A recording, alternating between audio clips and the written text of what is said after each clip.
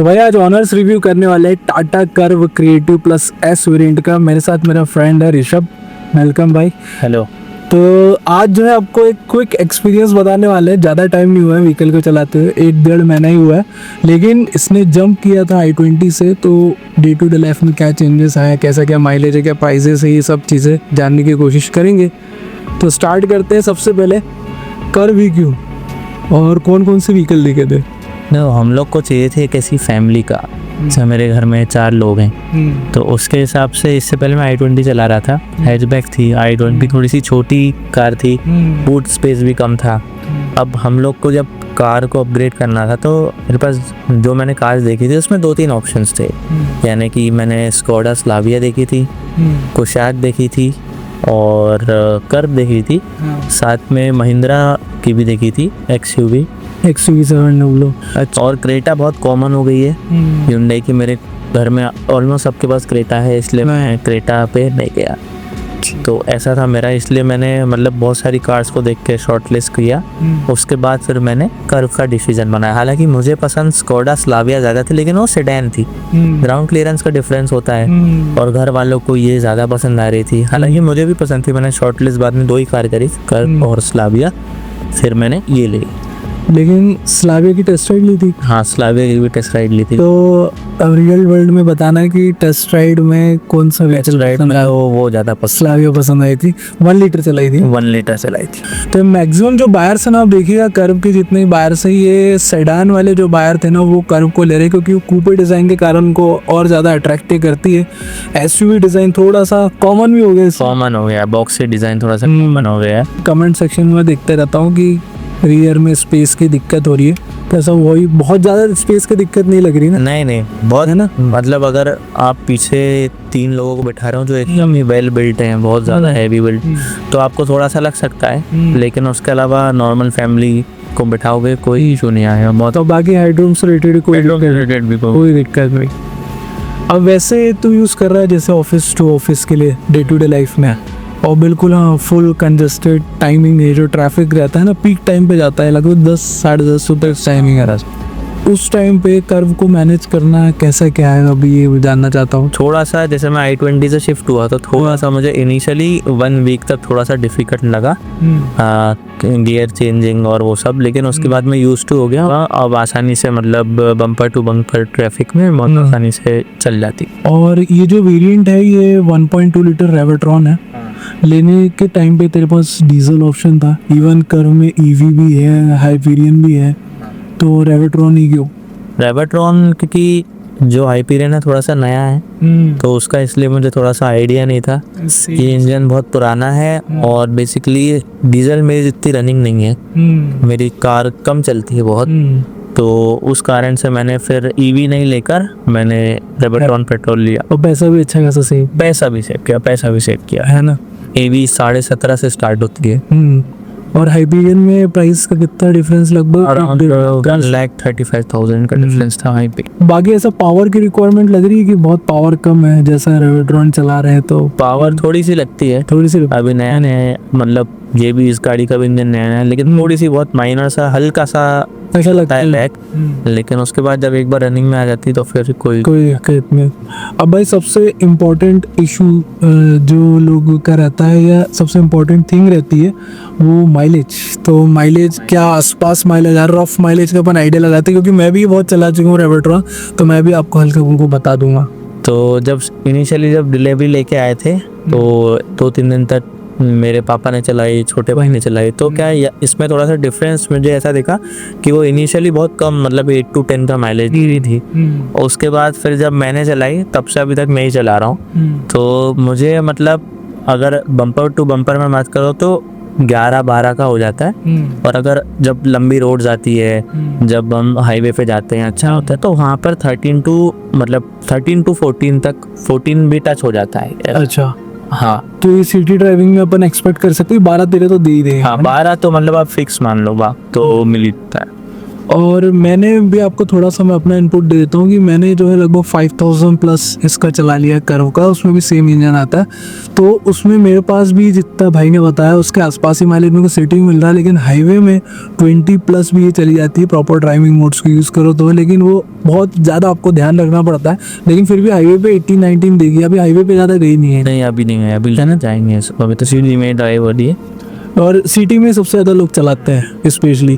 और एक चीज़ वो पूछा था, जैसे ट्रांसमिशन है, जैसे डीजल में हमारे साथ होता है टाटा की कार में, इसमें बहुत ज़्यादा गियर शिफ्ट करने पड़ते हैं क्या तेरे को? नहीं ऐसा कुछ ऐसा नहीं, इतना ज़्यादा नहीं। जैसे जब उसमें दिखता है मुझे, जब मुझे फील होता है कि स्पीड कम है और गियर जो है वो ज़्यादा है, तो मैं स्विच कर लेता हूँ। और बाकी जब स्पीड ग्रेजुअली इंक्रीज होती है तो आरपीएम जैसे ज़्यादा ऊपर तक नहीं आया तो फिर उसको शिफ्ट कर लेते तो ये मतलब 2-2.5 का आरपीएम के अंदर ही शिफ्टिंग कहा जो है ना। ठीक है। अभी नया इंजन है इसलिए कुछ चीज़ों का मैंने भी बोला था और कुछ चीज़ें खुद भी ध्यान रखता है। अब इसकी कुछ एक गुड साइड है भाई, जो लोग उसको थोड़ा सा बताते नहीं है, वो है सस्पेंशन। मुझे सस्पेंशन कंफर्ट कैसा फील हो? सस्पेंशन कंफर्ट मतलब ठीक है, मतलब बेटर देन एवरेज, अच्छा है। अच्छा, जैसे मैंने जो चलाई थी स्लाविया भी चलाई थी ना, तो उसका मुझे ज़्यादा अच्छा लगा। चलो। लेकिन इसका भी क्योंकि ग्राउंड क्लियरेंस अच्छा है, तो जो मतलब i20 से चला रहा था मैं, तो उससे तो डेफिनेटली बहुत अच्छा है। और जो छोटे छोटे गड्ढे होते हैं और उस पर ज़्यादा कुछ ऐसा फील नहीं होता, हल्की सी गाड़ी वाइब्रेट होती है, बाकी और ऐसा कुछ नहीं, अच्छा है।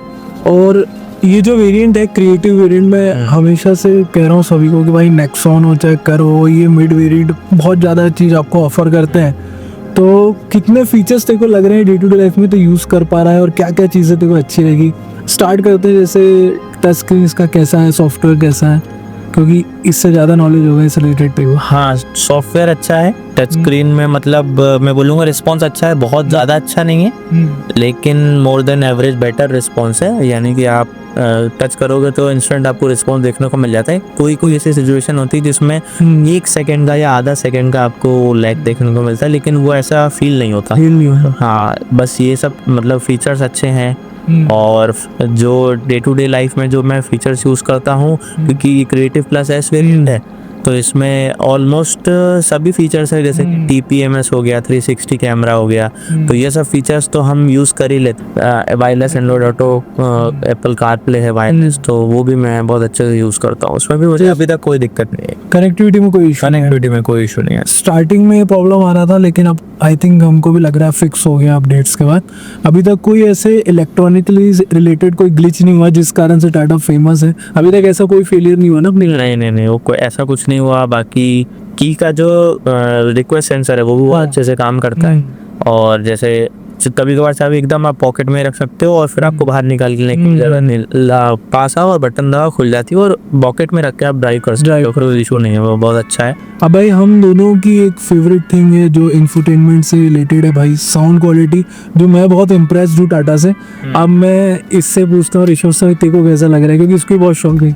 हरमन कार्डन का सिस्टम आता है और बहुत शानदार है। मतलब अगर आप जैसे देखिए, साउंड सिस्टम का ऐसा होता है कि आप जितना अच्छी क्वालिटी का गाना बजाओगे उतना तो अच्छा चलेगा, लेकिन स्पीकर में इसमें बेस बहुत अच्छा आ रहा है और क्लियरिटी, लाउडनेस, क्रिस्पीनेस ऑडियो की बहुत अच्छी है। मैं एप्पल म्यूजिक से गाने बजाता हूँ, उसमें लॉसलेस ऑडियो चलता है, और यूट्यूब से भी मैंने बजाया, तो दोनों में मतलब काफ़ी अच्छा साउंड सिस्टम है और मज़ा आता है, सुनने में आपको मज़ा आएगा। और बेस भी ऐसा लग नहीं रहा कि कोई आफ्टर मार्केट वूफर या कुछ एड ऑन करना है, एकदम थम्पिंग बेस है। और मतलब मैं इसमें ज़्यादा सुनता हूँ गाने, तो मुझे घर पे ऐसा लगता है कि एक साउंड बार खरीद लेनी चाहिए। ऐसा मतलब बेस का बहुत अच्छा है, बहुत अच्छी ट्यूनिंग है। और कुछ सेटिंग्स है मैं आपको बता दूंगा जो हम लोग ने इक्वलाइजर में करी है। साउंड क्वालिटी इसकी टॉप नॉच है स्टार्टिंग से ही, और ट्विटर्स भी बहुत सही हो, बहुत अच्छे ट्विटर, तो बहुत ही बढ़िया है। और हाई वॉल्यूम पे भी कोई डिस्टॉर्शन नहीं आता है ना। ये वगैरह हमें सनरूफ का कितना ही, सनरूफ तो अच्छा है, घर में बच्चे हैं तो वो लोग अच्छे से यूज़ करते हैं, उनको अच्छा लगता है। और थोड़ा सा मतलब डे लाइट भी आती है तो अच्छा रहता है। पुरानी गाड़ी में तो सनरूफ था नहीं, तो इसलिए हम लोग ने यही मिड टॉप वेरिएंट लिया। कूलिंग वगैरह कैसी? कूलिंग अच्छी है। इसके टॉप वेरिएंट में था एक्सप्रेस कूलिंग, इसमें नहीं है, लेकिन अभी तक हमें ऐसी ज़रूरत नहीं पड़ी कि मतलब ऐसा लगा नहीं कि एक्सप्रेस कूलिंग भी होनी चाहिए। बट अब वो समर्स में जाके फिर और आइडिया होगा। ये अभी तो 1 महीना ही हुआ है और रेनी सीजन मिली थी, तो हाँ ज़्यादा आइडिया भी लगा नहीं होगा। और प्राइसिंग क्या ऑन रोड अपनी इसको पड़ी थी इस वेरिएंट की लगभग? एक अप्रॉक्स प्राइस भी चल रही है अप्रॉक्स 15,80,000 80,000 के आसपास। फिर आसपास। फिर इसमें मैंने कुछ एक्सेसरीज भी एड ऑन करवाई थी, तो 10-11 हज़ार उसका। 16 लाख के आसपास गाड़ी कंप्लीट हो जाती है मेरी।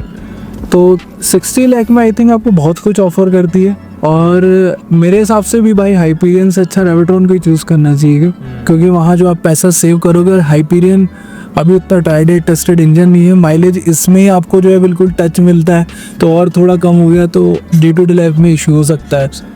बाकी ड्राइविंग मोड्स का भी कुछ यूज़ केस हुआ है। ड्राइविंग मोड्स का पावर डिफरेंस तो समझ में आता है। पावर डिफरेंस सिटी और स्पोर्ट्स में डिफरेंस आता है, और इको में तो अभी तक चलाई नहीं मैंने ज़्यादा। कोई नहीं चलाता उसमें, इको पे नहीं चलाया। और मैक्सिमम लोग नहीं चलाते, मैंने भी शायद आज तक 1-2 बार यूज़ किया है, तो इकोनॉमी तो आप यूज़ भी नहीं करोगे। अब एक चीज़ है जो नए बायर्स रहते हैं भाई, वो नोटिस करते हैं इंस्टेंटली, और उससे थोड़ी बहुत प्रॉब्लम उनको होती है, वो है भाई विजिबिलिटी में। जब ड्राइव करते हैं सिटी में, तो क्योंकि इसके पिलर बहुत ही थिक है, मतलब बहुत बड़े हैं, तो ऐसा कुछ फील हुआ देखो स्टार्टिंग? तब कभी कभार ऐसा 20% ऐसा फील हुआ स्टार्टिंग में, कि थोड़ी सी मतलब यहाँ पे देख रहा हूँ तो ये बहुत मोटा है, तो उसके कारण जो बाइक वाइक होती है ना, थोड़ा सा इशू आता है। और वीडियो एंड करने से पहले कुछ पूछ लेते हैं भाई, टॉप 3 रीजंस मान ले कि इस कारण से कर्व को ले सकते हैं, तो तेरे हिसाब से 3 रीजंस क्या हो सकते हैं?